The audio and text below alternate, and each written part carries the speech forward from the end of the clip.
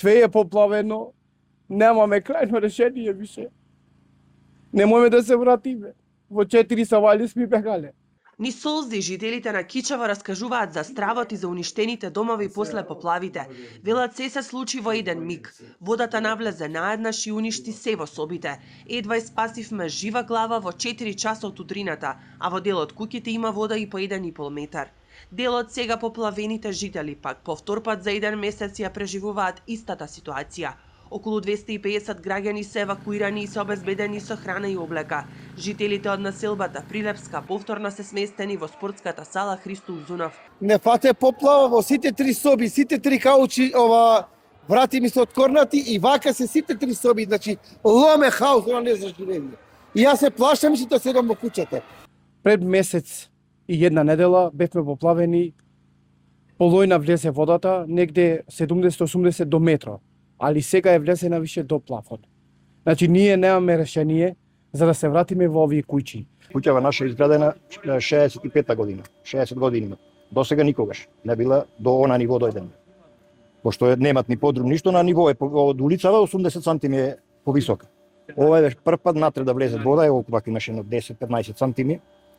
Паркетот се крие на ламинатот што беше по све. Све паднато и зидо и све, куќата не става, не можеш да живееш, немаш и готово.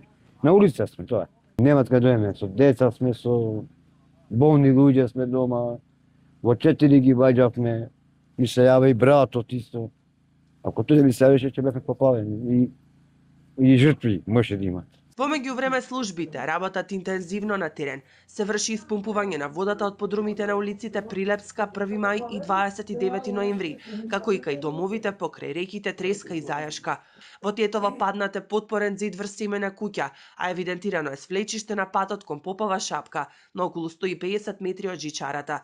Одронот представува ризик за околните стамбени објекти. Големо свлечиште е регистрирано и на патниот правец од селото Джепчиште кон селото Джермо. Патот е непрооден. Свлечиште е пријавено и на улицата Прохор Пчински. Во село Вејце пријавено е свлечиште над куќа со веќе постоешки оштетувања од земјотресот. Во општина Желино пак реката Вардар се излеала во селото Стримница, при што поплавени се 5 куќи. Во Гостивар, реките во селата Лакавица, Беловиште, Мало Турчани и Балиндол се повлечени во своите корита, но градоначалникот апелира на голема предпазливост од страна на службите и граѓаните.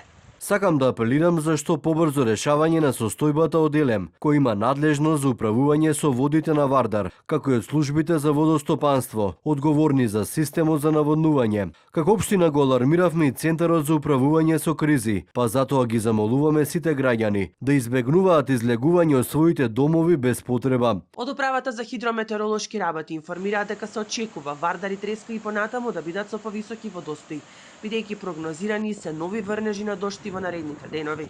Апелираат на внимателно движење покрај реките и суводолиците и предупредуваат дека времените мостови на Треска се во опасност заради големите води и нивната брзина.